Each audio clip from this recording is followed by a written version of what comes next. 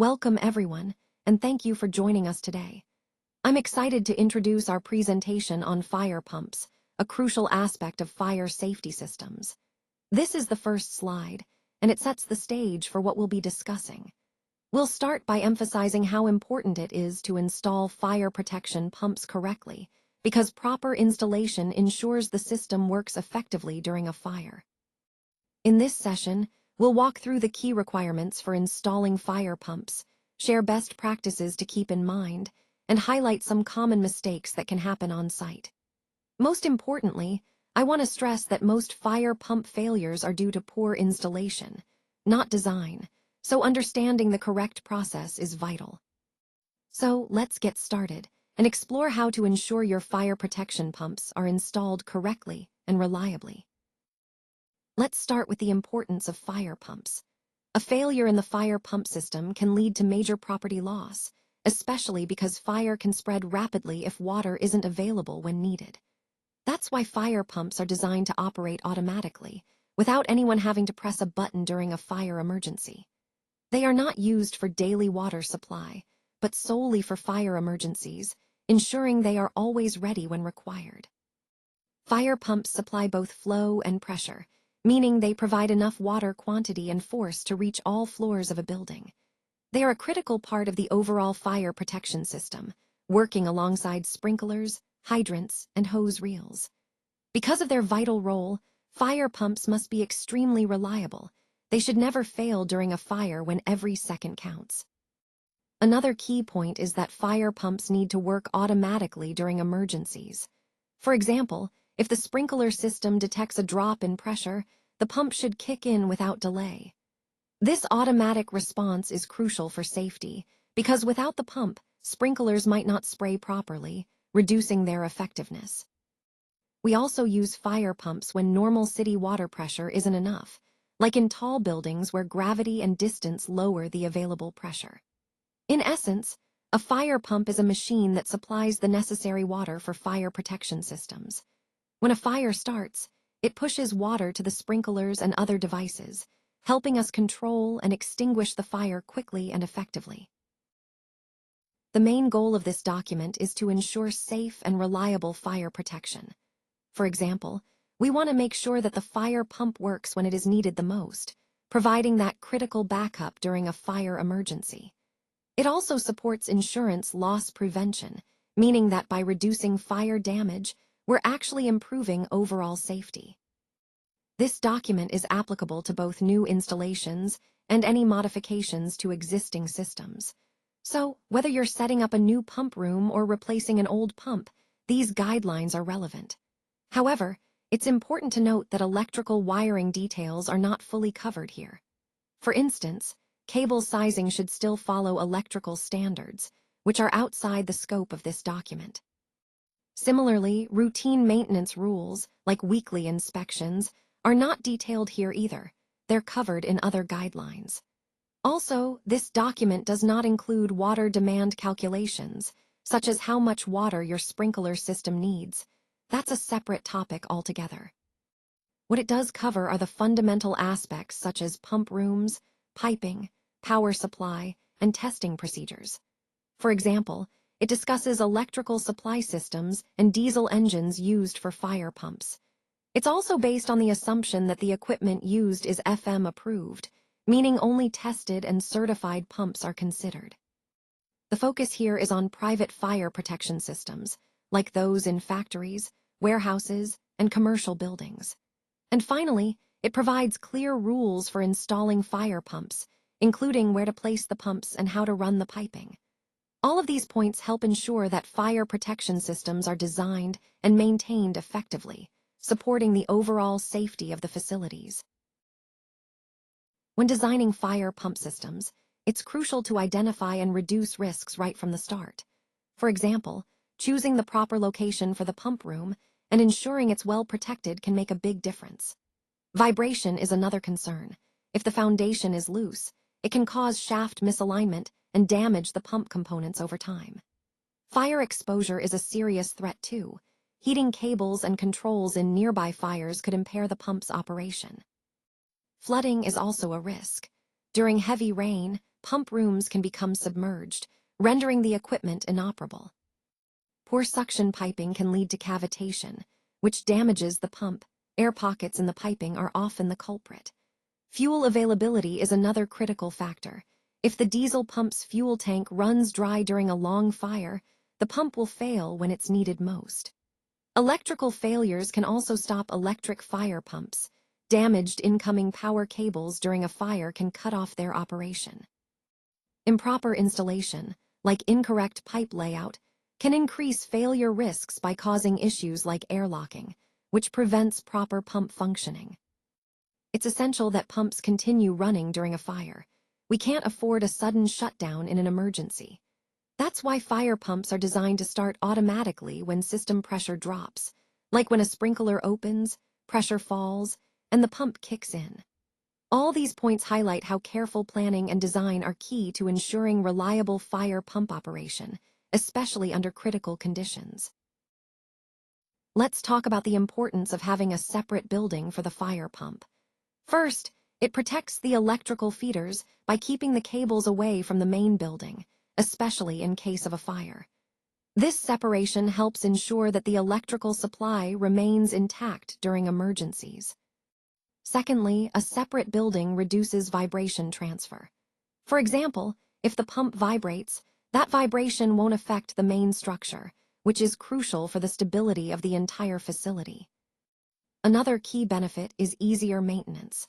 When the pump is housed in its own building, technicians can access it freely without obstacles, making repairs and inspections much simpler. Reliability is also improved because if the main building were to burn or be compromised, the pump would still stay safe and operational in its own dedicated structure. Now, regarding placement, the pump house should be at least 50 feet away from other buildings.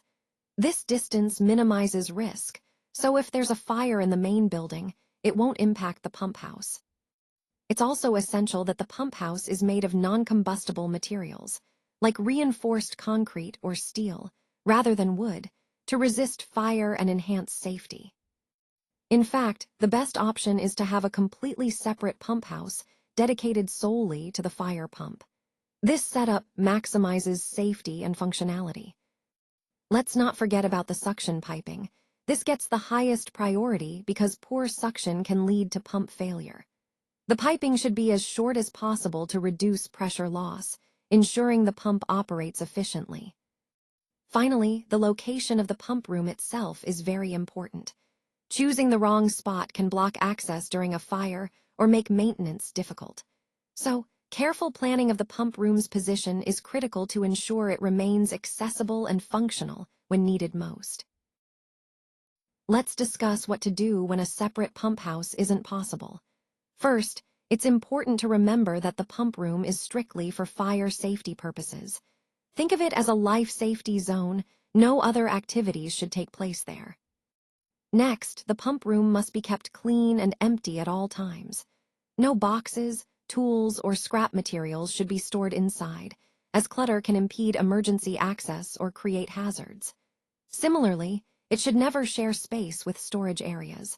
Materials stored together with the pump can lead to fire risks or block essential equipment.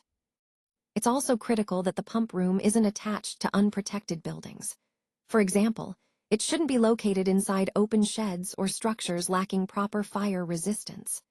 If the building is sprinkler protected, a 1-hour fire rating can be acceptable because sprinklers help reduce fire severity. But ideally, the walls should have a 2-hour fire rating, such as thick reinforced concrete walls. The door to the pump room should open outward onto an outside wall. This way, entry is from outside, avoiding access through fire-prone areas. This setup ensures that the pump operator can stay close to the pump and maintain safe access during a fire emergency. Protection against falling debris is also vital. The pump should be safeguarded against structural collapse or debris damage, which could impair its operation during a fire. To achieve this, fire-rated walls around the pump room are necessary to prevent fire exposure and protect the equipment. All these points highlight the importance of designing the pump room to maximize safety and functionality, especially when a dedicated, separate pump house isn't feasible. The key is ensuring that the pump remains accessible, protected, and ready to operate in an emergency. Let's take a closer look at the pump room, focusing on several key aspects that are crucial for its proper functioning. First, the usage of the pump room itself is essential. It's the heart of our system, responsible for moving fluids efficiently throughout the facility. Ensuring the pumps are used correctly and maintained regularly is vital to prevent any operational issues. Next, drainage plays a significant role here. Proper drainage systems help manage any spills or leaks, reducing the risk of accidents and ensuring the area remains safe and clean. Good drainage also protects the equipment from water damage, which can be costly and disruptive. Temperature control is another critical factor. Maintaining an appropriate temperature within the pump room helps prevent overheating of equipment and ensures optimal performance. It's important to monitor and regulate this to avoid any system failures. Ventilation is equally vital.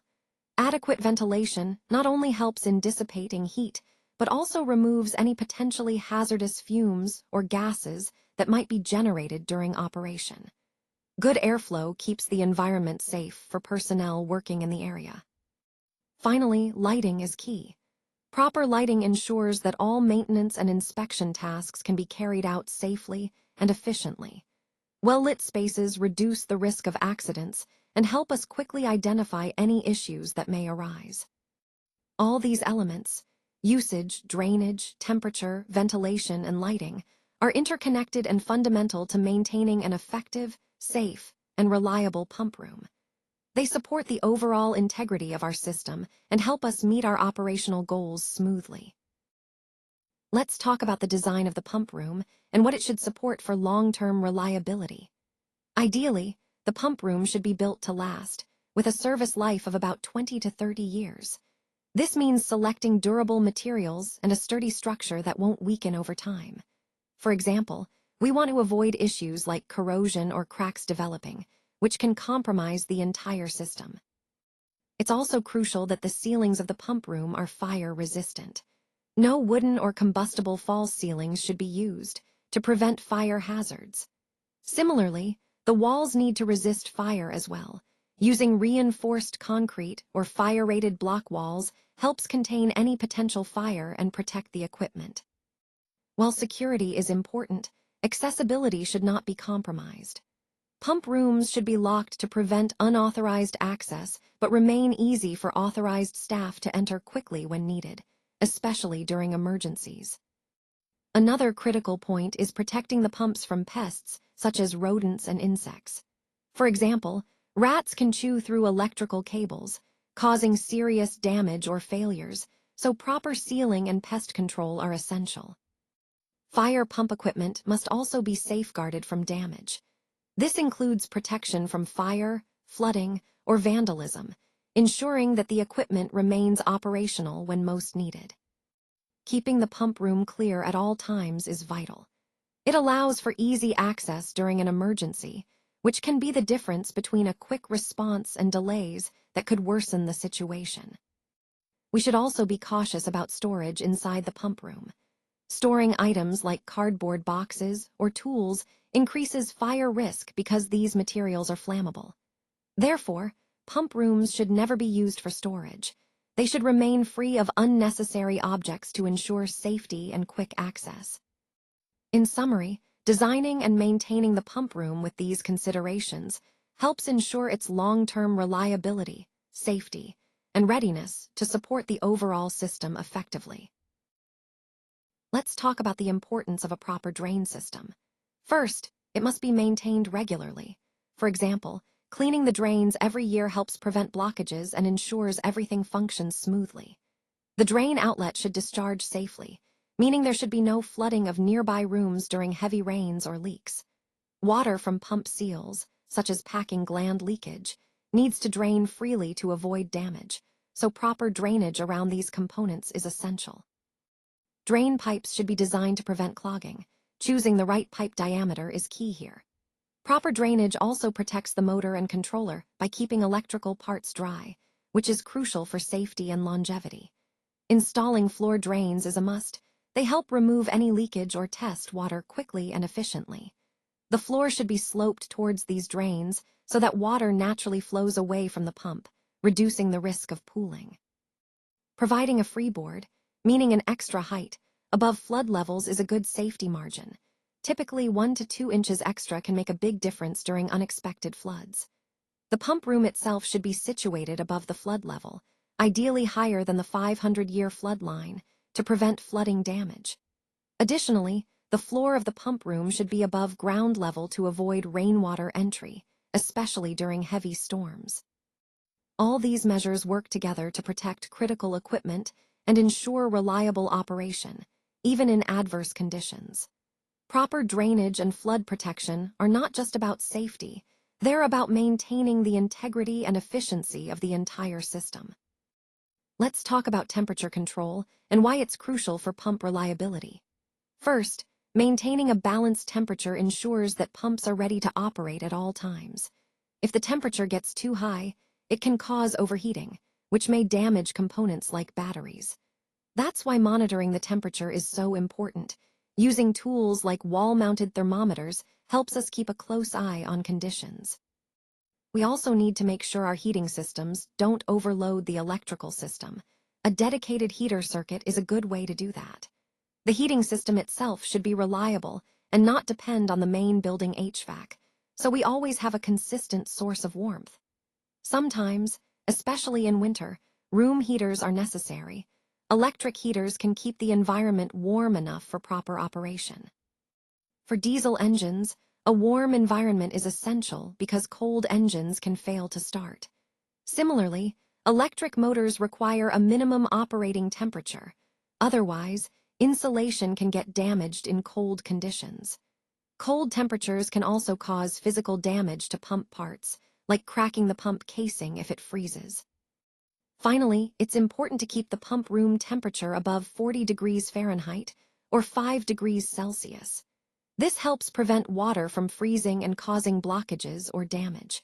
All these measures together ensure our systems remain reliable and perform effectively, no matter the weather. Let's talk about ventilation requirements and why they are so crucial for our pump rooms. Proper ventilation significantly improves engine life by reducing wear and tear, which is essential for maintaining reliable operations. It's important that ventilation systems continue to work even during power failures, so incorporating natural louvers or emergency power options is a smart safety measure.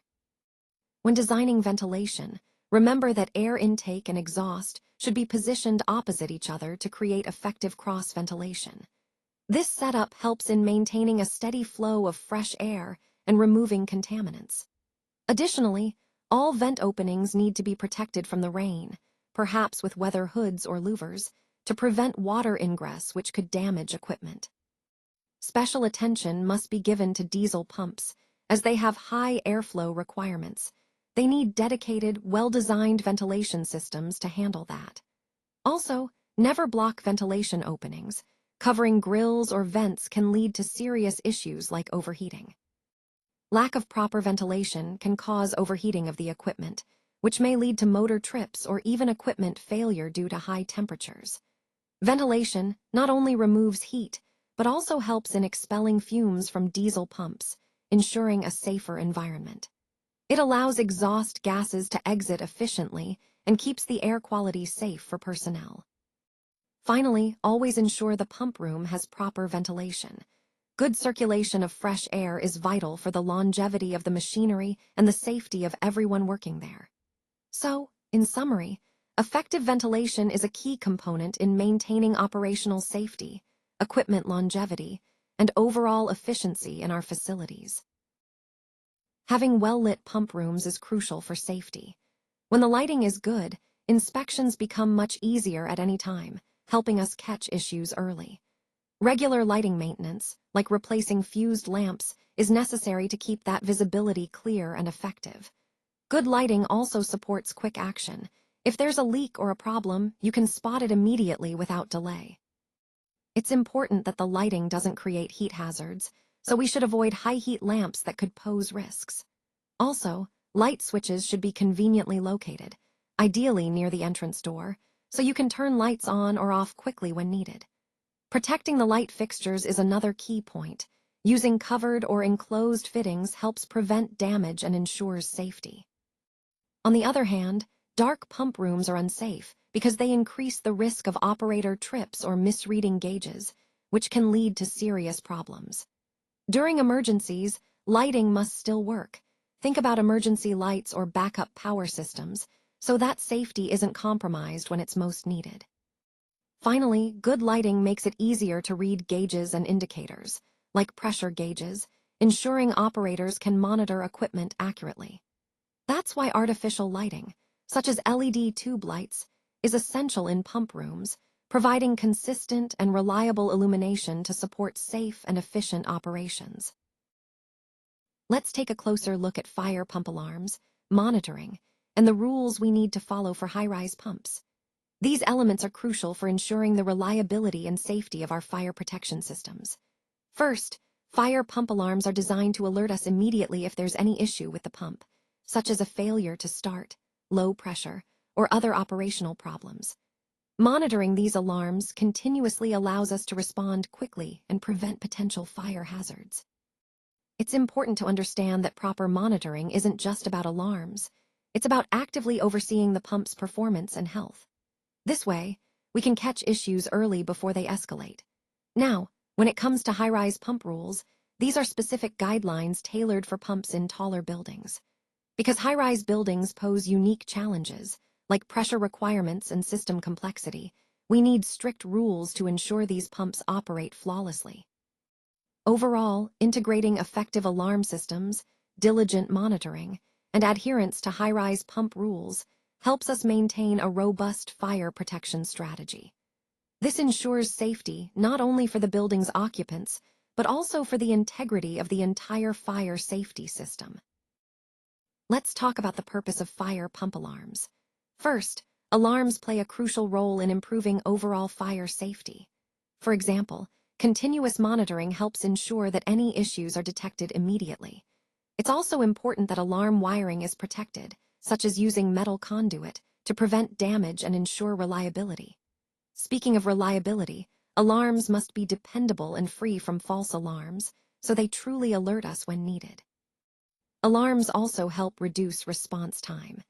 Imagine a technician being able to reach the pump quickly because the alarm signals exactly where the problem is. That's why clear and understandable signals are essential, like labeling the alarm as fire pump. Everyone knows what's happening without confusion. It's equally important that alarms work during fire conditions. A fire shouldn't disable the alarm signal. Whether the alarm is visual, such as a flashing light, or audible, like a siren or buzzer, both should be effective in alerting personnel. Furthermore, alarms need to be connected to a constantly attended location, like a fire control room or security office, so someone is always monitoring the system. Finally, alarms help detect problems early, like a pump failing to start, and inform operators about the pump's status, such as whether it's running or not, ensuring quick action to maintain safety. Let's talk about alarms for electric motor-driven fire pumps. Proper alarms are essential because they significantly increase the reliability of the pumps. For example, having fast corrective actions in place helps address issues quickly before they escalate. It's also crucial that alarms are clearly labeled. Something like fire pump, loss of power, makes it obvious what the issue is at a glance. When it comes to electric pumps, it's best if their alarms are independent, meaning they are separate from the building's BMS whenever possible, to ensure reliable detection without interference. Another key point is that alarm circuits should never stop the pump operation itself. An alarm failure should never prevent the pump from running, because the pump needs to operate regardless of alarm status. Additionally, alarm devices must be tested regularly, such as during annual pump tests, to confirm they are functioning correctly when needed. All alarms should reach a constantly attended location, like the fire control room, so that someone is always monitoring the system. The failure to start alarm is mandatory. If the pump doesn't start after a pressure drop, this alarm must alert personnel immediately.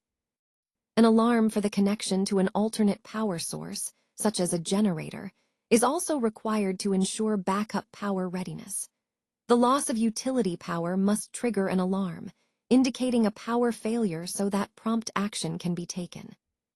Finally, electric fire pumps should have a pump running alarm, such as an indicator light that stays on when the motor is operating, providing visual confirmation that the pump is active.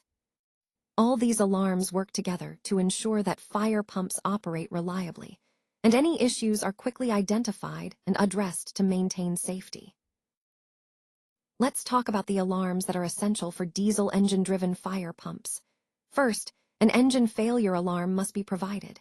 For example, if the engine stops unexpectedly, it's crucial to have an alert.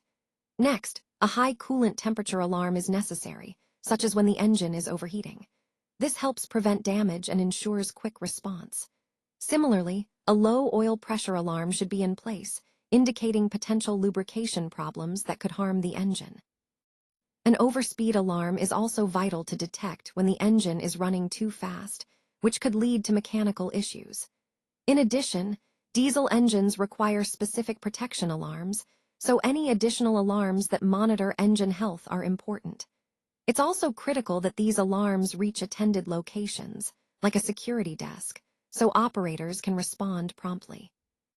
Furthermore, a failure to start alarm for diesel pumps is necessary. This alert indicates when the engine cranks but does not start, allowing for quick troubleshooting. A controller position alarm is also required. This tells us if the controller is in manual or test mode, helping us understand the system's status at any time. We can't forget about power supply alarms. If there's a loss of AC or DC power, an alarm must alert us to this, such as a battery charger power failure, to ensure backup systems can take over. Lastly, diesel pumps should also have an engine running alarm, which confirms that the engine has started properly. All these alarms work together to ensure the reliable operation and safety of diesel-driven fire pumps, which are critical components in our fire protection systems. Now, let's talk about alarm testing and maintenance. Alarm systems are a crucial part of life safety, and an example I often give is that they must never be ignored.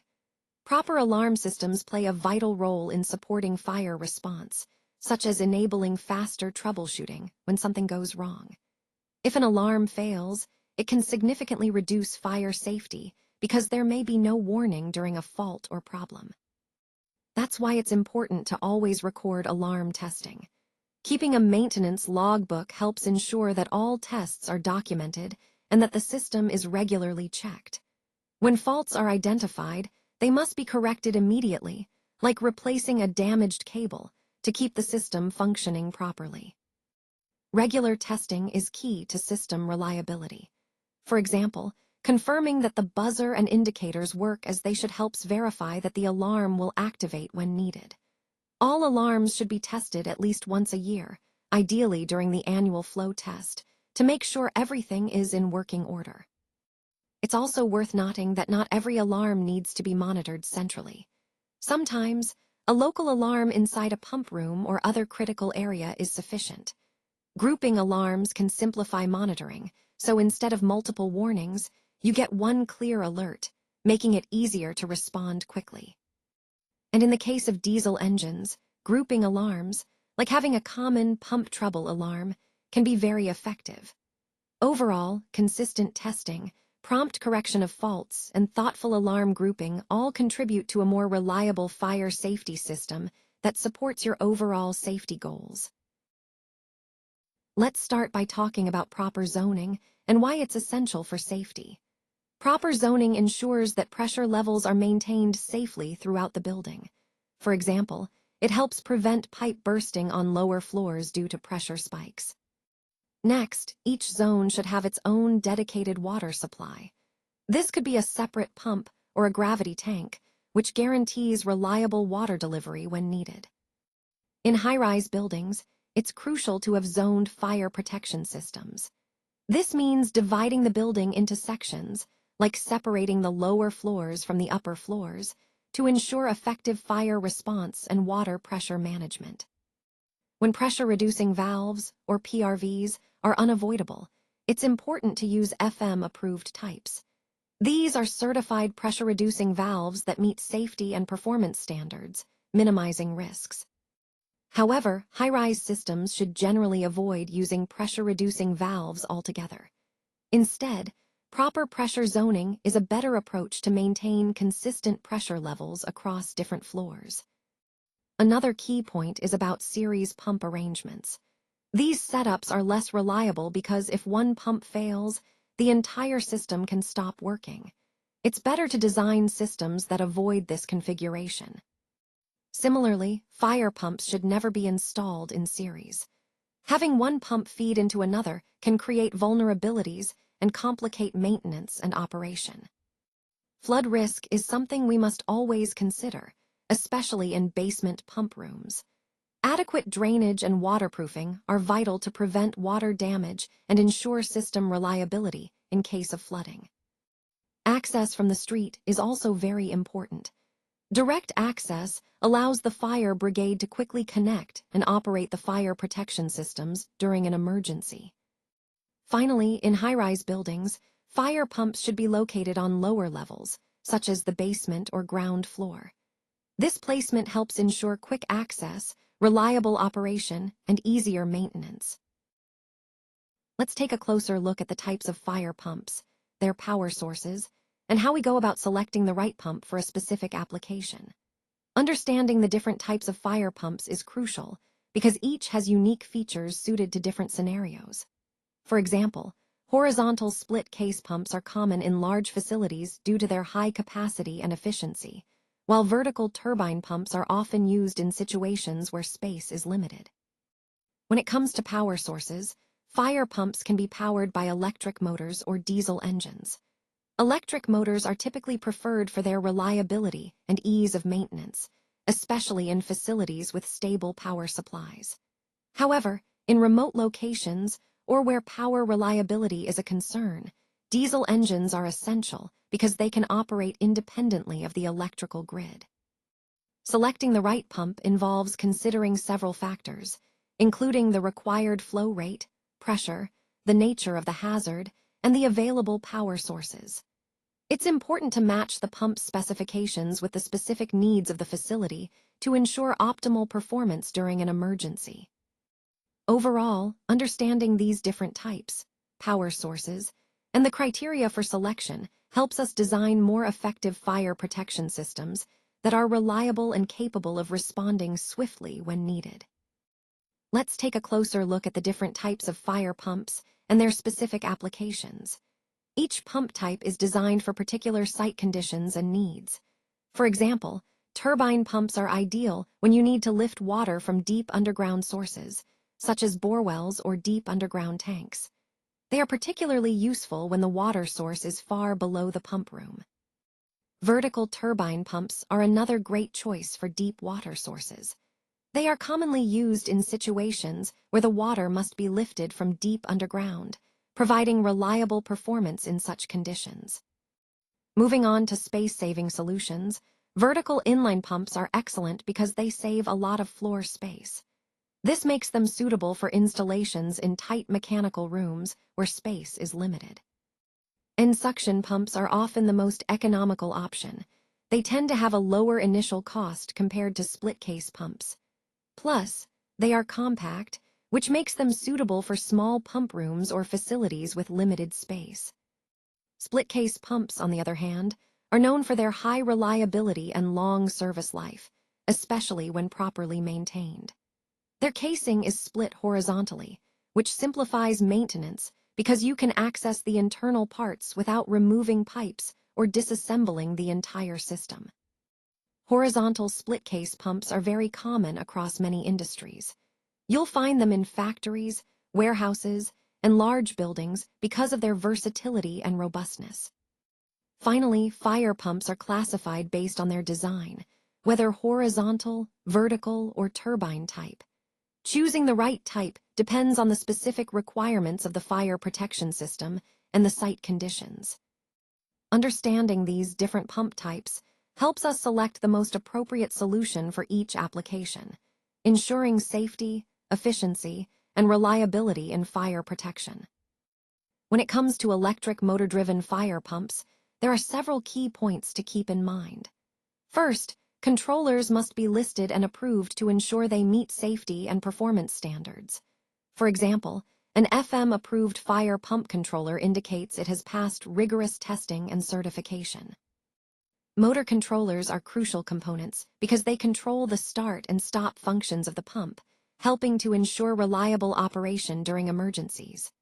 Electric pumps, in comparison to fuel-powered ones, tend to require less maintenance because they don't need fuel or oil systems, making them more straightforward and reliable. It's also vital that the electric motors used are approved specifically for fire duty. This means they are designed to withstand the demanding conditions during a fire, such as high temperatures and continuous operation. Additionally, electric pumps must have an alternate power source, like a generator or secondary power supply, to ensure they can operate even if the main power fails. A reliable power supply is always essential. This often means a dedicated electrical feeder to prevent interruptions caused by other electrical loads. One of the biggest advantages of electric pumps is that they produce no exhaust gases, making them ideal for indoor use where air quality is critical. Plus, they operate quietly, without the engine noise associated with other types of pumps, which can be a significant benefit in certain environments. Electric pumps are designed to start automatically. Typically, the pressure drop in the system activates the motor, triggering the pump to start without manual intervention. And of course, since they are driven by electric motors connected to the utility power supply, they provide a dependable and consistent source of fire protection. Overall, electric fire pumps combine reliability, safety, and efficiency, making them a vital component of modern fire protection systems.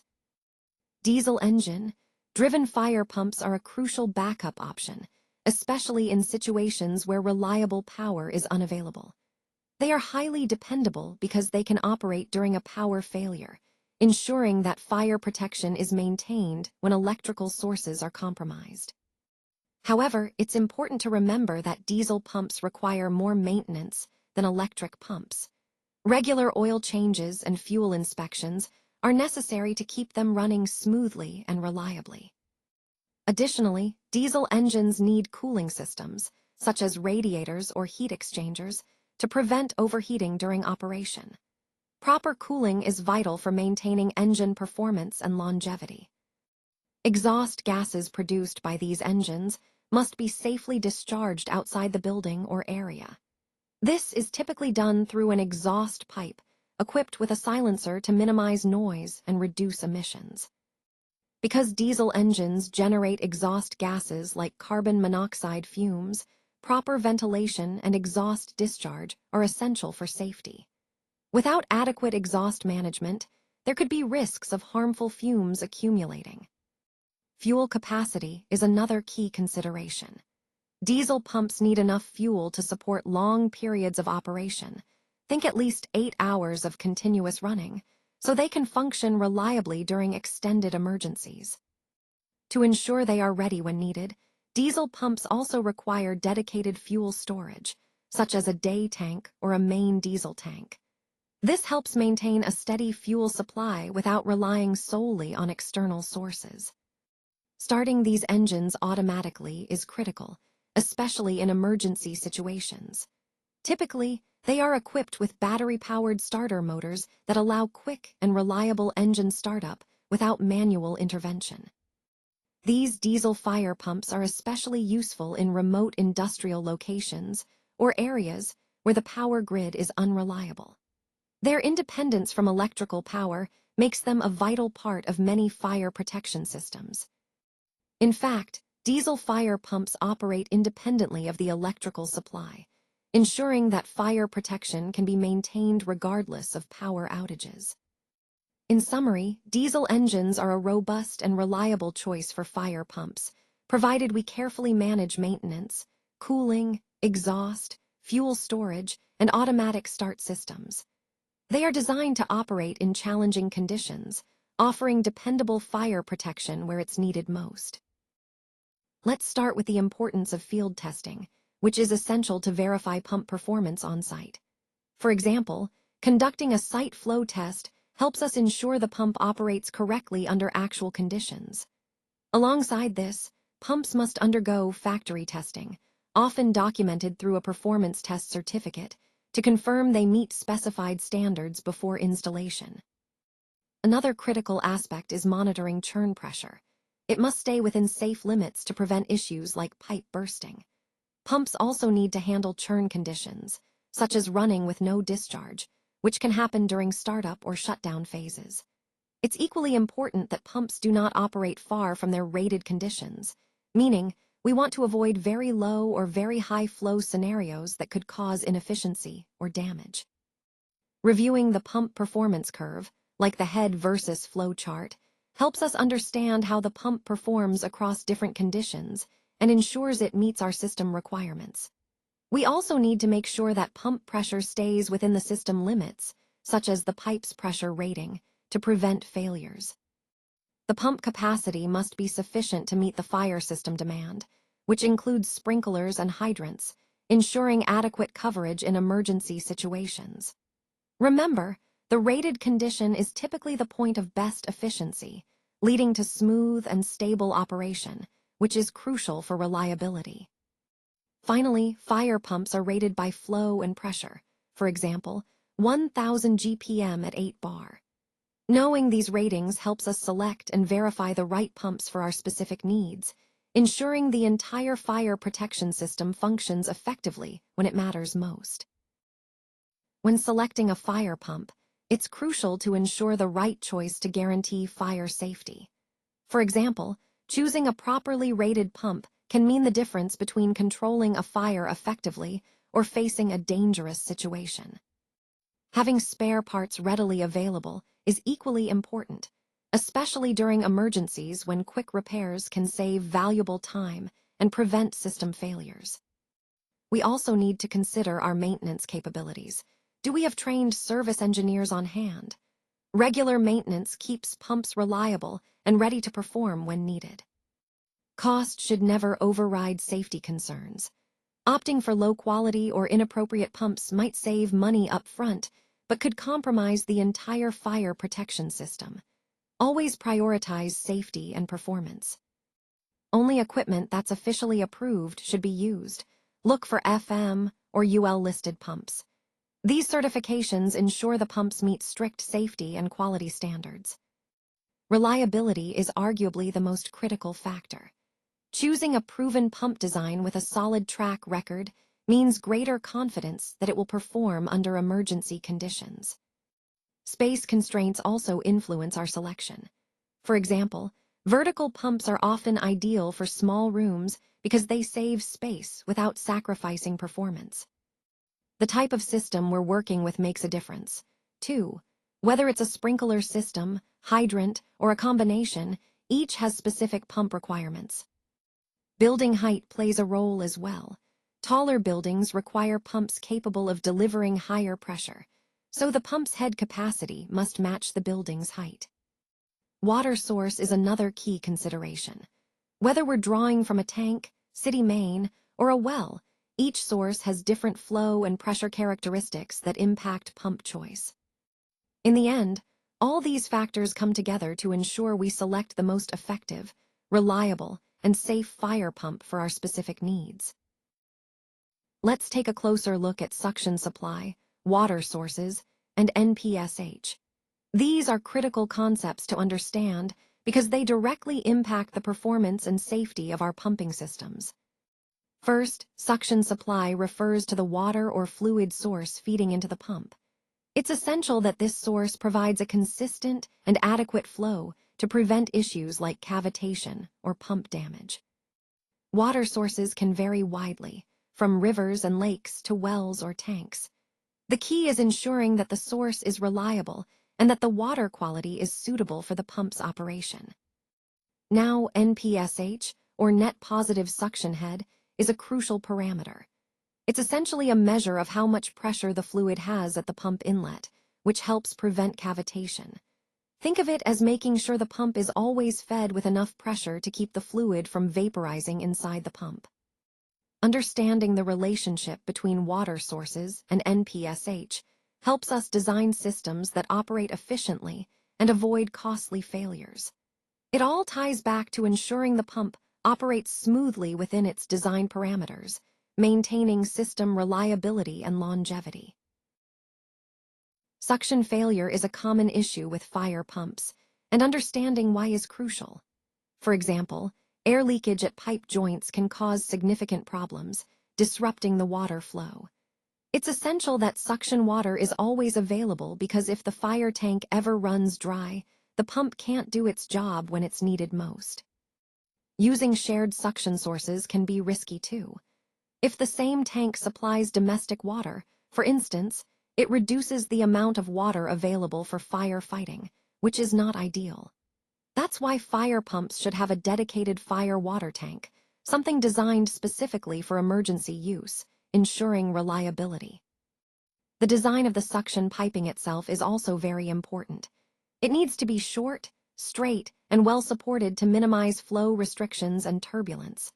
When the suction is good, it provides a steady water flow, which is essential for consistent operation. Think of smooth sprinkler discharge without fluctuations. Cavitation is a serious problem that can damage the pump's internal parts, like causing erosion and pitting on the impeller. Poor suction conditions tend to cause cavitation, often resulting in loud noises and vibrations that indicate trouble. Remember, a fire pump cannot perform better than the quality of its suction conditions. Even a powerful motor won't compensate for a weak or unreliable water supply. That's why the suction supply is arguably the most critical part of fire pump design. No matter how advanced the pump is, if the suction isn't properly managed, the entire system can fail when it's needed most. Let's start by discussing fire water storage capacity. It's essential that storage tanks meet the code requirements for capacity, which means they need to hold enough water to sustain fire suppression efforts for the required duration. For example, the volume needed depends on the specific fire duration mandated by safety standards. Next, we should consider water quality. Poor water quality, such as muddy or contaminated water, can significantly reduce the lifespan of fire pumps because it damages seals and other pump components. Maintaining clean, high-quality water is crucial for reliable operation. When it comes to storage options, dedicated fire water storage is generally preferred. Having separate tanks for fire water ensures there's no competition for resources with domestic water systems, which helps maintain consistent availability during emergencies. Above-ground tanks are often favored because they improve suction conditions. Gravity feed from above-ground tanks makes it easier for pumps to draw water efficiently, reducing the risk of cavitation and ensuring reliable operation. However, underground tanks are also widely used, especially for larger facilities. For instance, reinforced concrete, or RCC, fire water sumps are common because they provide a secure underground storage solution with good durability. In some cases, natural water sources can be utilized, but they require special intake designs. Using screens and strainers helps prevent debris from entering the system, which is vital for maintaining pump health and system reliability. Natural sources like rivers, lakes, or ponds can be considered as water sources, especially in remote or large area facilities, but they need proper treatment and intake systems to be effective and safe. City mains are another option, but they must be tested regularly for reliability. Conducting flow and pressure tests ensures that the municipal water supply can meet the demands during a fire emergency. Municipal water mains can also serve as suction sources for fire pumps. Connecting directly to the city water system can be an efficient and cost-effective solution when the supply is dependable. Finally, fire pumps can draw water from storage tanks, whether underground or above ground. The choice depends on the site conditions and design preferences, but both options are viable for ensuring a steady water supply during a fire. Let's talk about some fundamental principles of suction tank design. First, it's important to prevent vortex formation within the tank. For example, Adding an anti-vortex plate can help break up those swirling currents and keep the flow smooth. Next, the support for the suction pipe must be rigid. This is crucial to prevent vibrations and unwanted movement, which can cause wear and potential failure over time. All suction joints need to be airtight. No air leakage means consistent, reliable flow and prevents issues like cavitation. The slope of the suction pipe is also key. Making sure it slopes toward the pump helps prevent air pockets from forming, which could disrupt the pumping process. We should avoid elbows near the suction inlet whenever possible, because sharp bends tend to cause turbulence, and turbulence is a main factor in cavitation, which we definitely want to avoid. Near the pump, the suction pipe should be straight, and typically it should extend for at least 10 pipe diameters. This helps maintain steady flow and reduces disturbances. For ease of maintenance, the strainer should be removable, so cleaning is straightforward and quick. Also, the strainer opening must be large enough to avoid flow restrictions, ensuring the pump gets a steady supply of water without unnecessary pressure drops. It's essential to have a strainer at the inlet of the suction pipe to prevent debris from entering the pump, which could cause damage or blockages. Finally, the tank outlet should be positioned below the minimum water level. This simple placement helps prevent air from entering the suction line, maintaining a continuous, air-free flow to the pump. Let's talk about NPSH, or net positive suction head, and why it's crucial during the design stage. When engineers perform calculations early on, they ensure that the system can operate smoothly without issues. One key point to remember is that higher elevation reduces NPSH because less atmospheric pressure is available at higher altitudes. For example, if your pump is located on a mountaintop, you might need to account for this reduction. Similarly, high water temperatures decrease NPSH because hot water tends to vaporize more easily, which can cause cavitation. Think of hot water flashing into vapor quickly. This is exactly what we want to avoid. Another way to improve NPSH is by using larger suction pipes. A bigger pipe reduces water velocity, which in turn lowers friction losses and increases available pressure at the pump inlet. Shortening the length of suction piping also helps because it minimizes friction loss, maintaining better pressure at the pump suction. Additionally, maintaining a high water level, such as keeping a tank full, increases NPSH by providing a greater hydrostatic pressure head. On the flip side, low NPSH can lead to cavitation, where vapor bubbles form inside the pump. These bubbles can cause damage and reduce efficiency, so preventing cavitation is a key goal. It's also important to remember that the available NPSH must always exceed the required NPSH, which provides a safety margin to ensure reliable operation. Every pump has a minimum NPSH requirement specified by the manufacturer, which must be met or exceeded for proper functioning. To sum it up, NPSH is essentially the pressure available at the pump's suction point. Think of it as the waters push into the pump. Ensuring sufficient NPSH during design helps us prevent cavitation and keep the system running efficiently. Proper suction design is crucial to ensure the reliability of the pump. For example, a smooth and trouble-free operation depends on correct design choices. It's also essential that the gauge is easily readable, so it should be installed near the pump for quick and accurate monitoring. A suction pressure gauge is a must-have. It allows us to constantly monitor the inlet pressure and catch any issues early. Additionally, an air release valve must be provided to remove trapped air, which can cause cavitation and reduce efficiency. When using reducers, eccentric reducers are preferred if needed, with the flat side on top, to prevent air pockets and ensure smooth flow. Sudden reducers should be avoided, as they increase suction losses and can disturb flow stability. We should also avoid butterfly valves on the suction side because they can restrict flow, which might lead to pressure drops or cavitation risks. The suction valve itself must be supervised, often with a tamper switch alarm, to prevent unauthorized or accidental closure. Furthermore, the suction valve should normally remain open at all times, especially during emergencies like fires, where shutting it could be dangerous. The valves used should be OS and Y type, meaning open-close, so the open or closed position is clearly visible, ensuring proper operation and maintenance. All these points come together to form a reliable and efficient suction system, supporting the overall integrity and safety of the pump installation. Let's take a closer look at the discharge piping, valves, gauges, and testing, which are critical components of the fire pump system. Proper installation and maintenance of these elements ensure reliable operation during an emergency. Discharge piping must be designed to withstand high pressures and should be arranged to minimize pressure drops. Valves need to be correctly selected and positioned for easy control and isolation of the system when needed. Gauges are essential for monitoring system pressure, helping us verify that the pump is operating within the proper range.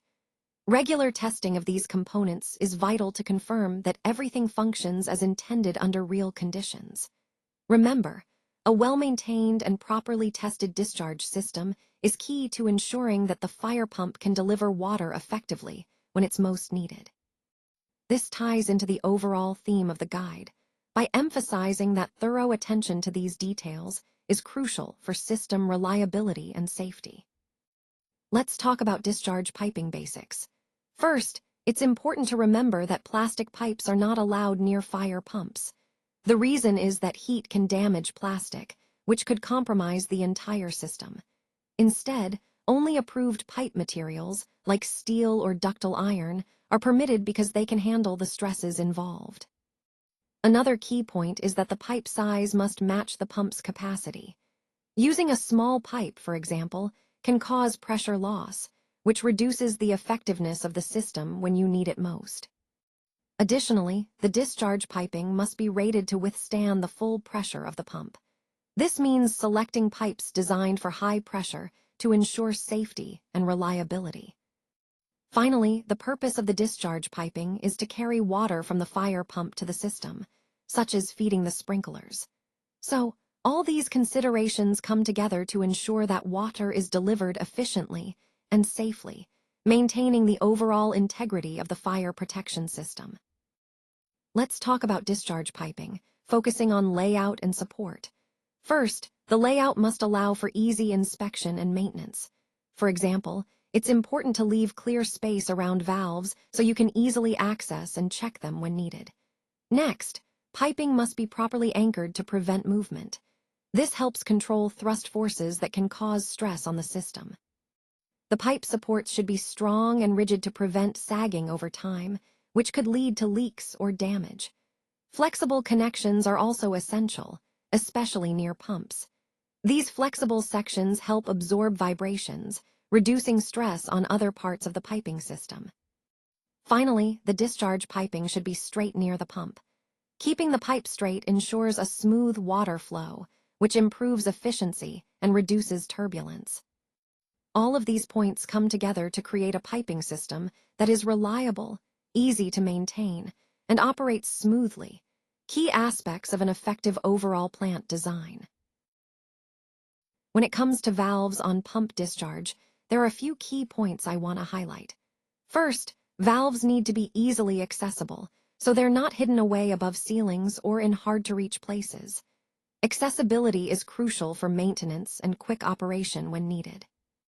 Next, the isolation valve must be supervised. That means we should have some form of alarm or monitoring system in place to alert us if the valve closes unexpectedly, ensuring we know the status of the system at all times. Additionally, the isolation valve should normally remain open, only closing during maintenance or specific operations. This way, the pump can run continuously without interruption unless maintenance is required. It's also important to install the isolation valve after the check valve, such as an OS and Y gate valve. Installing it downstream of the check valve helps prevent backflow and protects the pump. Speaking of backflow, the check valve itself plays a critical role. It prevents reverse flow that could damage the pump, especially the impeller. Protecting the pump from backflow is essential for its longevity and reliable operation. Finally, always ensure that a listed check valve is installed, meaning it's certified and approved for the application. This helps prevent reverse flow and guarantees that the valve meets safety and performance standards. All these points tie back to our overall goal, ensuring the pump system operates safely, efficiently, and reliably. When it comes to pressure gauges and instruments, the first thing to remember is that gauges need to be easy to read. Ideally, they should be installed at eye level so you can quickly check the readings without any hassle. This helps in making prompt decisions and ensures safety. Next, the gauge range is very important. It must match the pump's operating pressure. For example, you don't want a gauge that reads too high or too low for your system, because that can lead to inaccurate readings or even damage to the gauge. Another key point is using glycerin-filled gauges. These are preferred because they provide smoother needle movement, making it easier to monitor pressure changes accurately. This can be especially useful in systems with fluctuating pressure. Gauges serve a vital role in monitoring pump performance. By keeping an eye on the pressure readings, you can quickly detect if something's abnormal, like a drop or spike. That might indicate a problem or potential failure. Finally, it's essential to install pressure gauges on both the suction and discharge sides of the pump. This way, you get clear readings of inlet and outlet pressures, which helps in diagnosing issues and ensuring the pump is running efficiently. All these points tie back to our overall goal, maintaining reliable, safe, and efficient pump operation.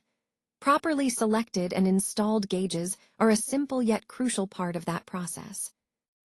Let's talk about pressure relief and test headers. First, it's crucial that the test discharge is visible, so you can easily confirm water flow during testing. The header itself must be accessible, for example, with fire brigade access in mind, so emergency teams can get to it quickly if needed.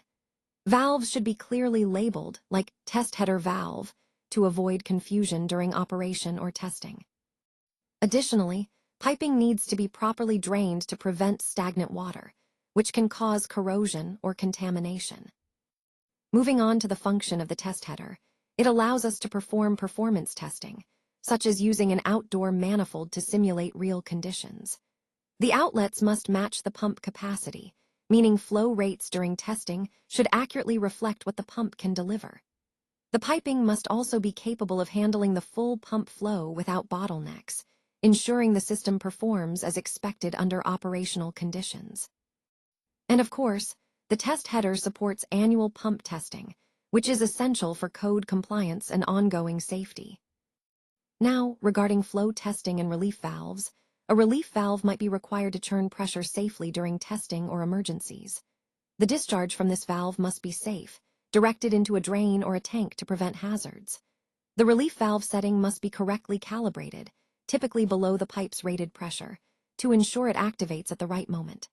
Lastly, pressure relief valves must be supervised, often with tamper switches, to prevent unauthorized adjustment or misuse. All of these points are interconnected and vital for maintaining a safe, reliable system. Properly designed and tested pressure relief and header systems protect both personnel and property, ensuring we meet safety standards and respond effectively in emergencies. Let's talk about fire pump controllers and the basics you need to know. First, it's essential that these controllers operate reliably during fire conditions.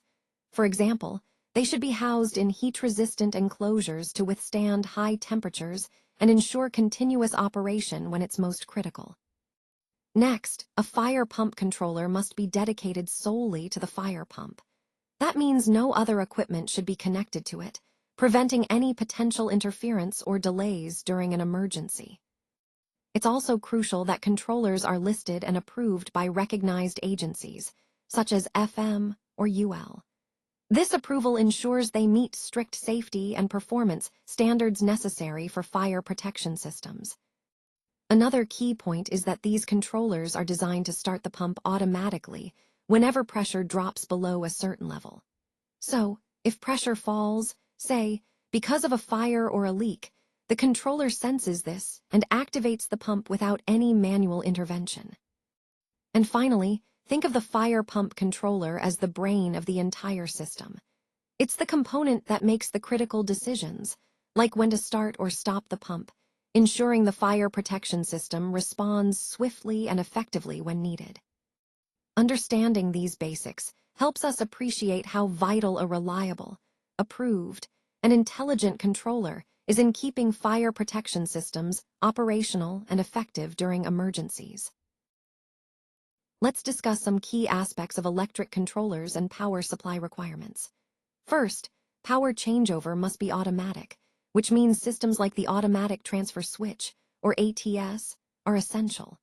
This ensures seamless switching between power sources without manual intervention. Speaking of backup power, having an alternate power source such as a generator is critical. Think of it as a generator backup that kicks in when mains power fails.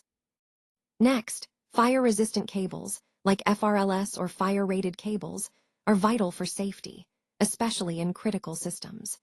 These cables are designed to resist fire and prevent the spread of flames, protecting both people and equipment. It's also important that these systems operate independently of building loads. For example, using a separate transformer ensures that the controller's power supply isn't affected by other electrical loads in the building. Reliability is key. This means a highly dependable power supply, such as a dedicated electrical feeder, is necessary to minimize interruptions. To monitor system status, an indicator like a power on light helps operators quickly verify power availability at a glance. Additionally, automatic shutdown of equipment isn't always allowed. Think of pumps that need to keep running continuously, even in fault conditions. Therefore, manual start facilities, like push-button start buttons, must be provided to give operators control when needed. It's also critical that the system does not trip during a fire. Overload shutdowns must be designed to not interfere with fire safety operations. Plus, these systems must withstand locked-rotor currents, which occur during motor startup and can be very high, to prevent damage. In summary, the focus is on ensuring power supply reliability and robust electrical requirements to support safe, continuous, and effective operation in critical environments. Now, let's look at the diesel starting system. One important point is that a manual starting option is always available, such as an emergency hand crank. This provides a reliable backup in case the automatic system fails. It's also crucial to monitor the battery voltage continuously. For example, a low-voltage alarm can alert us if the battery's charge drops too low, preventing unexpected failures. Additionally, chargers must be kept connected at all times, typically through an AC mains supply. This ensures the batteries stay charged and ready for use whenever needed. We also require 2 independent battery sets. Think of it as having a standby battery, so if one set fails, the other can take over seamlessly, enhancing system reliability. Finally, the system uses a 24-volt DC battery-based starting method. This high voltage provides the necessary power to start the engine efficiently and reliably. All these points together highlight how the diesel starting system is designed for dependability and safety, which ties into our overall theme of ensuring continuous, reliable operation.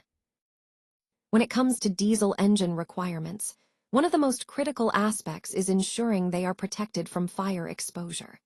For example, placing them in a fire-rated pump room helps contain any potential fire and keeps the engine safe.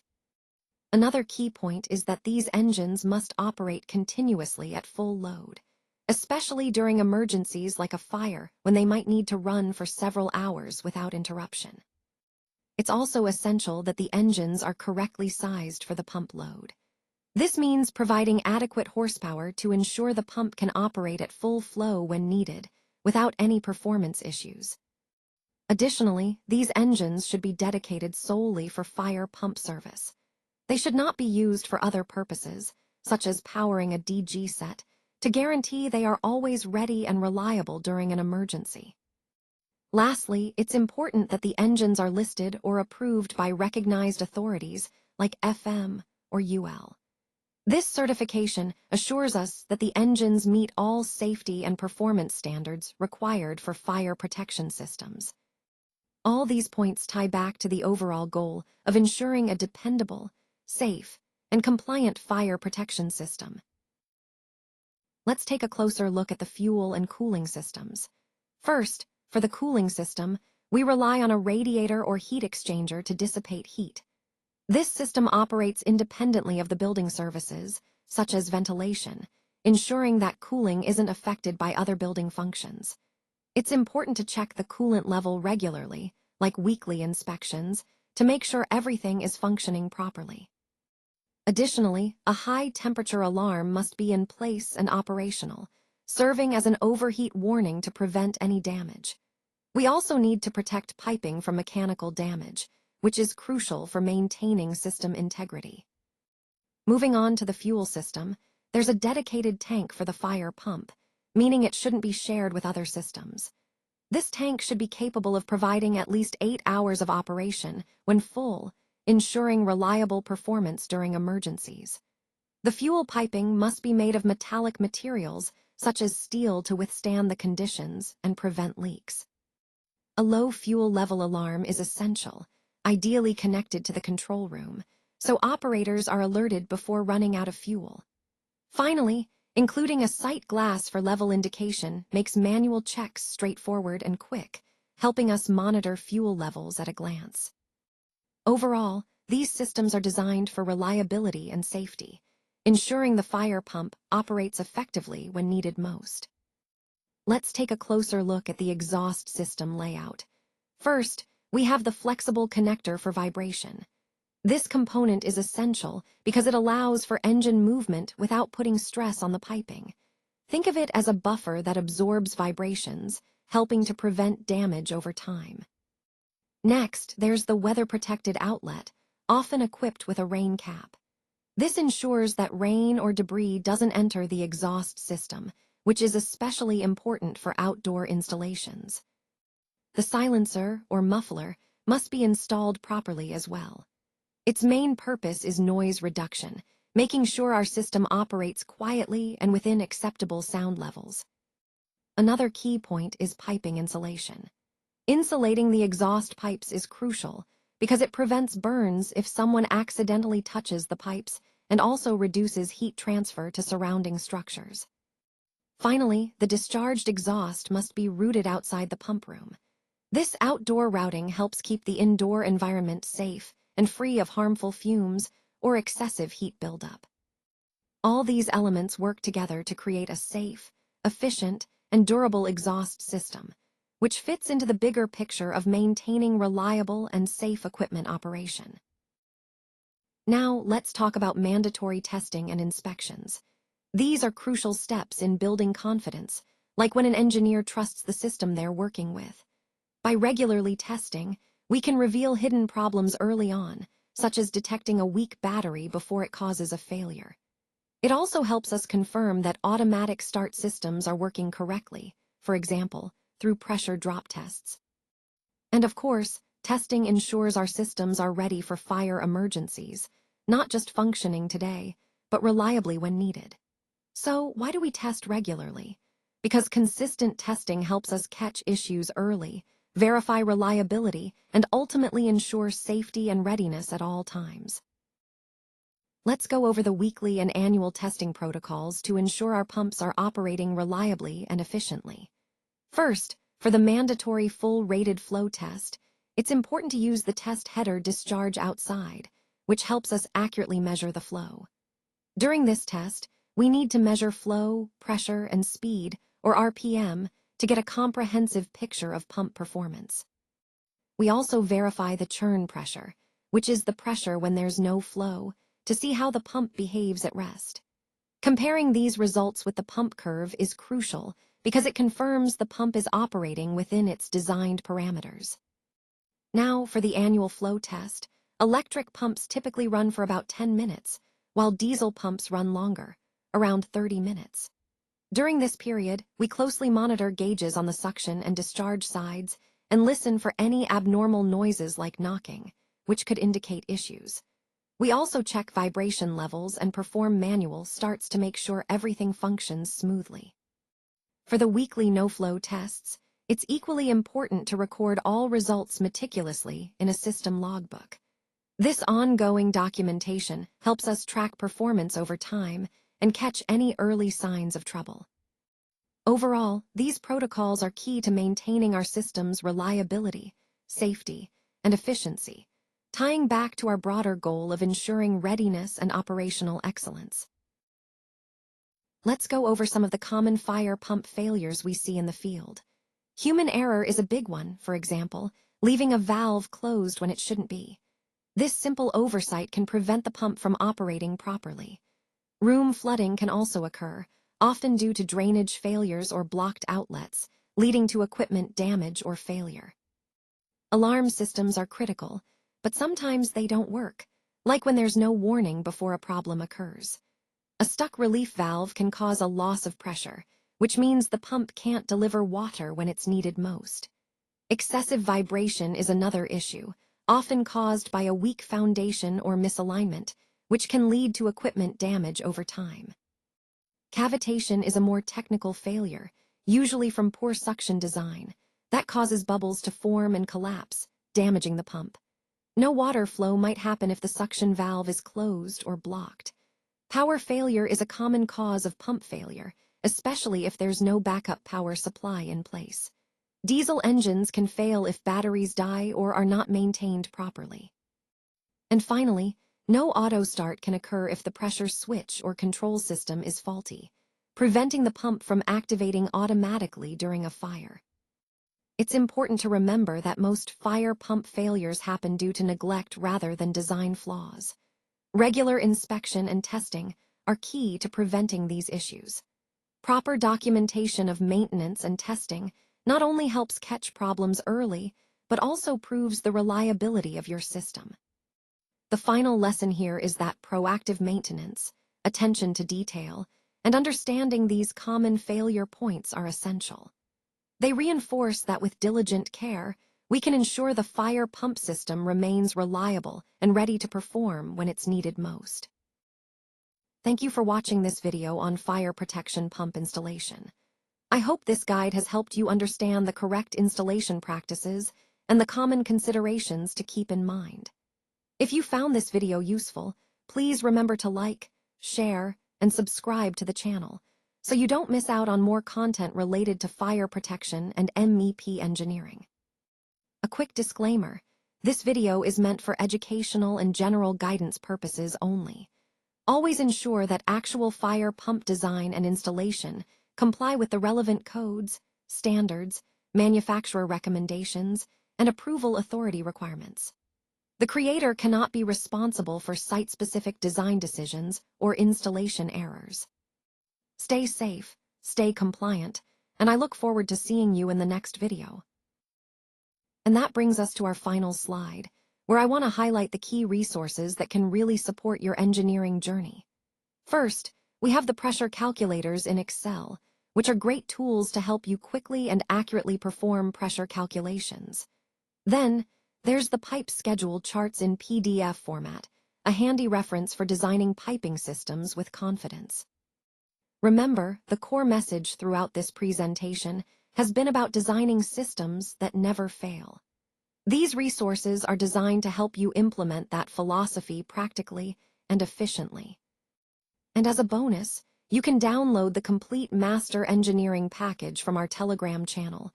Just check the description below. It's free, comprehensive, and packed with everything you need to excel in your projects. So, stay committed to quality and reliability, and use these tools to ensure your systems stand the test of time. Thanks for being with me through this presentation.